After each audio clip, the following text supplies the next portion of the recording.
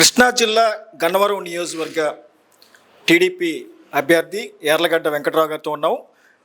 రేపు ఆదివారం 17వ తారీఖు జరగబోయే మహాసభకి గన్నవరం నియోజకవర్గం నుంచి కార్యకర్తలు నాయకులు ఎలా తరలి వెళ్తున్నారు, అలాగే అక్కడ జరిగేటువంటి మహాసభ టీడీపీ జనసేన బీజేపీ మహాసభ ఎలా ఉండబోతుందో కనుక్కుందాం. చెప్పండి సార్.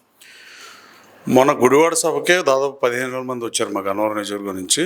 రేపు 17వ తారీఖు చిల్లూరుపేటలో జరిగే జనసేన బీజేపీ తెలుగుదేశం పార్టీ ఉమ్మడి సభకు ప్రధానమంత్రి గారు వస్తున్న సభకి భారీగా తరలి వెళ్తాం.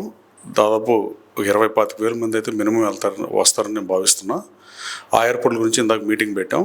ఎట్టి పరిస్థితుల్లో భారీ స్థాయిలో గన్నవరం నియోజకవర్గం నుంచి ప్రాతినిధ్యం ఉంటుంది. గన్నవరం నియోజకవర్గంలో మీ గెలుపు నల్లేరు నడకంటున్నారు. మెజార్టీ ఎంత ఆశిస్తున్నారు సార్? రిజల్ట్ తర్వాత చూద్దాం. మంచి మెజార్టీ గెలిపిస్తారని నేను భావిస్తున్నాను గన్నవరం ప్రజలు. Thank you.